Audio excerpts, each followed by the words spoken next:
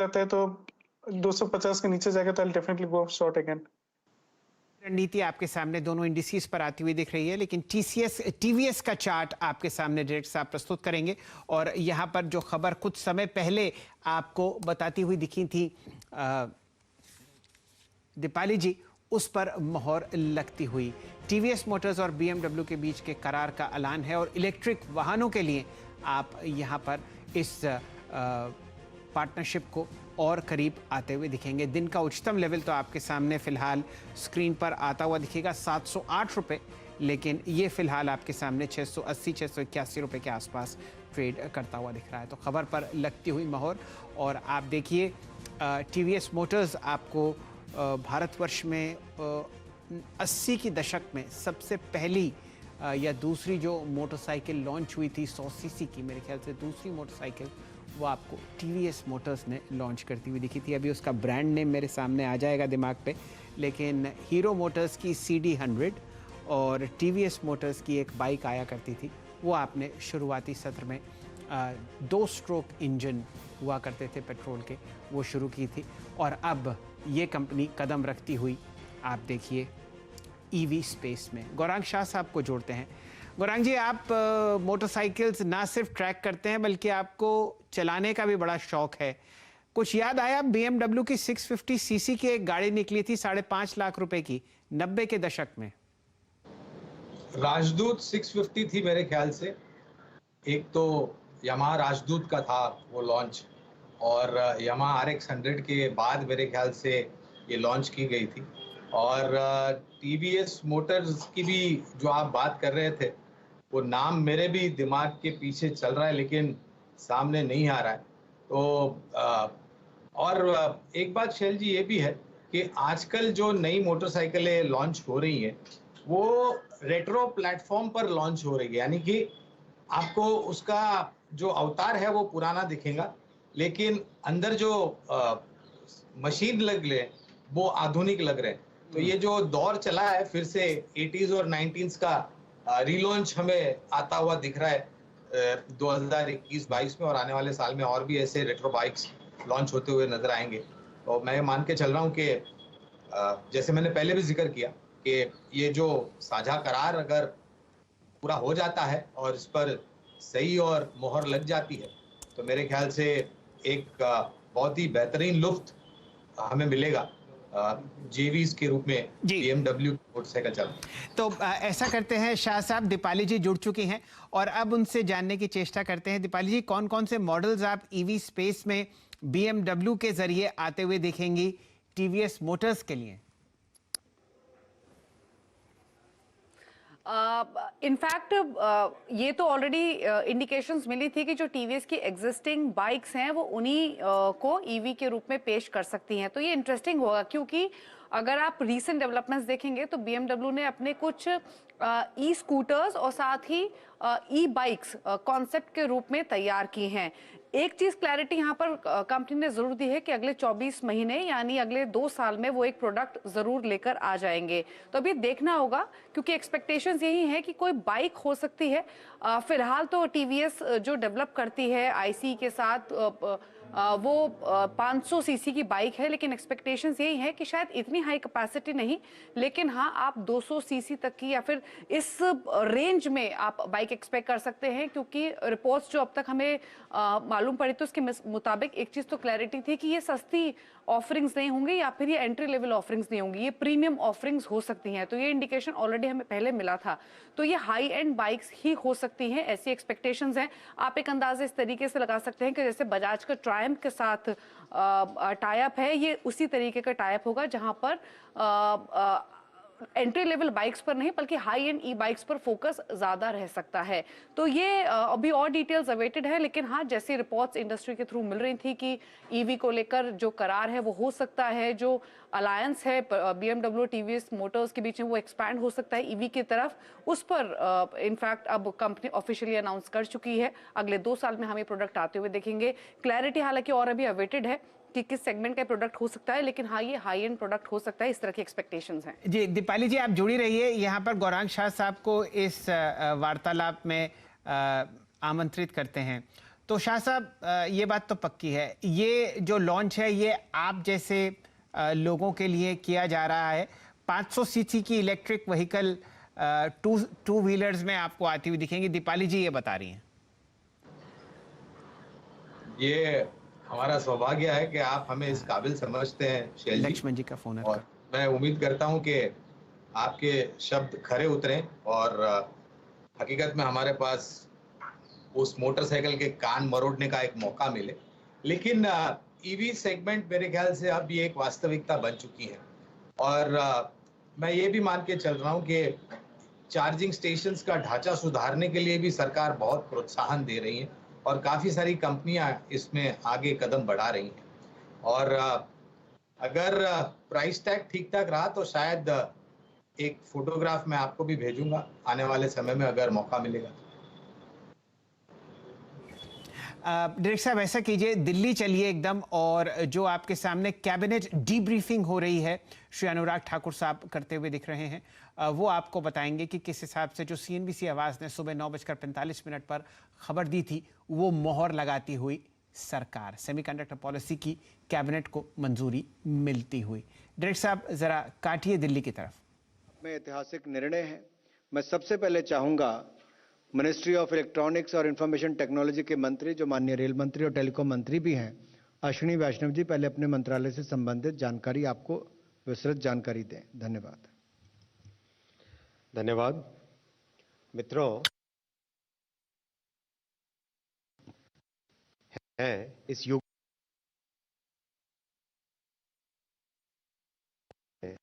सुबह से लेकर शाम तक हर क्षेत्र में इलेक्ट्रॉनिक्स का बहुत ही महत्वपूर्ण रोल है और इलेक्ट्रॉनिक्स के पीछे सबसे महत्वपूर्ण चीज होती है सेमीकंडक्टर चिप्स। आज माननीय प्रधानमंत्री श्री नरेंद्र मोदी जी ने एक ऐतिहासिक फैसला लिया है जिससे कि देश में सेमीकंडक्टर चिप्स का fabrication, packaging, testing, complete ecosystem, semiconductor system develop हो सके, ऐसा एक फैसला लिया है। और इस फैसले में 76,000 करोड़ रुपीस यानी रफली $10 बिलियन, 76,000 करोड़ रुपयों का इन्वेस्टमेंट का आज अनुमोदन हुआ है।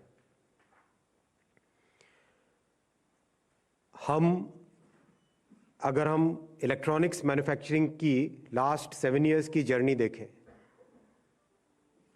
छोटी सी संख्या थी जब माननीय प्रधानमंत्री जी ने देश के सामने संकल्प रखा कि हम आत्मनिर्भर होएंगे, इलेक्ट्रॉनिक्स में विश्व में एक बड़ा स्थान ग्रहण करेंगे। तब हमारे विपक्षी साथियों ने कई तरह की बातें की, कई तरह के शब्द इस्तेमाल किए, लेकिन उस संकल्प पे अडिग तौर पे चलते रहे माननीय प्रधानमंत्री जी, और 7 साल में आज हम $75 बिलियन इलेक्ट्रॉनिक्स मैन्युफैक्चरिंग पे पहुंच चुके हैं। जिस रफ्तार से हम चल रहे हैं, अगले 6 साल में ये संख्या $300 बिलियन, $300 बिलियन, यानी रफली 20 लाख करोड़ के आसपास हमारी इलेक्ट्रॉनिक्स मैन्युफैक्चरिंग पहुंचेगी। अब इस इलेक्ट्रॉनिक्स मैन्युफैक्चरिंग में इकोसिस्टम में क्या क्या चीजें होती है, अगर हम देखें, फाइनल असेंबली से पहले पूरी वैल्यू चेन में 4 महत्वपूर्ण पीसेस हैं। सबसे इंपॉर्टेंट है सेमीकंडक्टर चिप्स, दूसरा है बाकी सारे डिस्क्रीट कंपोनेंट्स, तीसरा उसके जितने भी सबस्ट्रेट लेयर्स हो गए, ऊपर की पैकेजिंग हो गई, वो सब हो गए, और चौथा हुआ उसके साथ का पूरा सप्लाई चेन का मैकेनिज्म। इस चारों के चारों एलिमेंट्स पे पिछले 7 वर्षों में इतनी प्रोग्रेस हुई है कि आज दुनिया का सबसे बड़ा मोबाइल मैन्युफैक्चरिंग यूनिट भारत में है। तो इसका जो सबसे इम्पॉर्टेंट पीस था सेमीकंडक्टर चिप्स का, उसका अनुमोदन आज माननीय प्रधानमंत्री जी ने दिया कैबिनेट में। मैं आपको बहुत ही सरल एग्जाम्पल से दिखाऊंगा। ये है एक वेफर, ये एक स्ट्रैटेजिक वेफर है। स्ट्रैटेजिक एज इन, जिस देश ने आज वेफर बनाना नहीं सीखा, वो देश आने वाले दिनों में पीछे रह जाएगा। जिस इकोनॉमी ने सेमीकंडक्टर पे कंट्रोल, उस पे गुणवत्ता पे, उसकी क्वालिटी पे, उसके डिज़ाइन पे, टैलेंट डेवलपमेंट पे ध्यान नहीं दिया, वो देश आगे नहीं बढ़ सकता है। जिस तेजी से इलेक्ट्रॉनिक्स, आर्टिफिशियल इंटेलिजेंस, कंप्यूटिंग आगे बढ़ रही है, इस फील्ड में आगे आना एकदम ज़रूरी था। अब इस चिप पे ये जो वेफर है, इसके ऊपर नैनोमीटर यानी मिलीमीटर का 1000वां हिस्सा, यानी अगर हम हेयर की डायमीटर देखें उसका भी 1000 या उससे भी ज़्यादा 10,000वां हिस्सा पे इस पे इचिंग होती है, इस पे प्रिंटिंग होती है। उस प्रिंटिंग होने के बाद में बिल्कुल छोटी छोटी चिप्स निकलती है इस तरह की, देखो शायद आपके कैमरा में आए ना आए, इस तरह की छोटी चिप्स निकलती है। उन चिप्स को फिर पैकेज किया जाता है। ये पैकेज किया गया, ये बनी चिप जो कि जाके फाइनली प्रोडक्ट में लगेगी, मोबाइल में लगेगी, कैमरा में लगेगी, जेट में लगेगी, रेलवे के इंजन में लगेगी, और आज तो इवन पंखे में और लाइट में और करीब करीब हर चीज़ जो हम इस्तेमाल करते हैं उसमें लगती है। फिर ये इस तरह का पूरा सर्किट बनता है, और ये सर्किट फिर आगे प्रोडक्ट के अंदर जाके, ये जो हमारा कोई भी प्रोडक्ट उठाएं उस प्रोडक्ट के अंदर फाइनली ये जाता है कंप्लीट पीसीबी। इस पूरी वैल्यू चेन के लिए सबसे पहले सिलिकॉन सेमीकंडक्टर फैब, जो कि ये वाली चिप बनाए। दूसरी डिस्प्ले फैब, जो कि ये आगे सामने जो डिस्प्ले है इस डिस्प्ले को बनाए। टीवी में डिस्प्ले हो, कंप्यूटर का डिस्प्ले हो, लैपटॉप का डिस्प्ले हो, हर तरह का डिस्प्ले। तीसरा कंपाउंड सेमीकंडक्टर्स। कंपाउंड सेमीकंडक्टर्स जो कि पावर इलेक्ट्रॉनिक्स में लगते हैं, टेलीकॉम के व्हीकल्स के अंदर लगेंगे, रेलवे के इंजन के अंदर लगते हैं, पावर इलेक्ट्रॉनिक्स में लगते हैं, टेलीकॉम के टावर के ऊपर जो इक्विपमेंट लगता है उसमें लगते हैं, आपका ये जो कैमरा है सामने उस कैमरा के अंदर भी वही लगता है।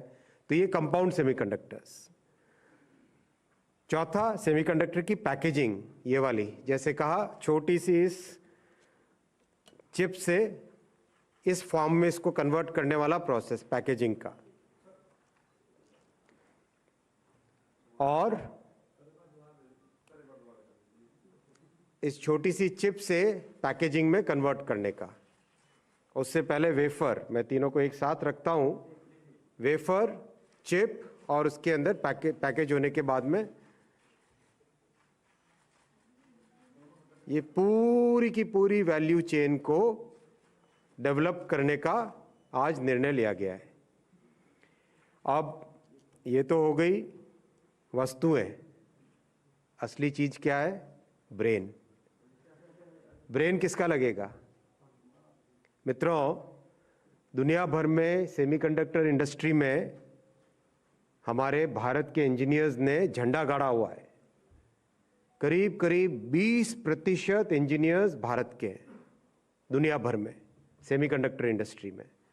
अब इस संख्या को कैसे मजबूत किया जाए, इसको कैसे और बढ़ाया जाए, इसके लिए आज निर्णय लिया गया है 85,000 high quality, highly qualified, well trained engineers के लिए एक प्रोग्राम बनाया है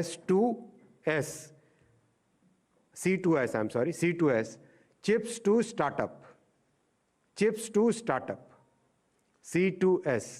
85,000 बीटेक, एमटेक, पीएचडी इंजीनियर्स को तैयार किया जाएगा इस प्रोग्राम में,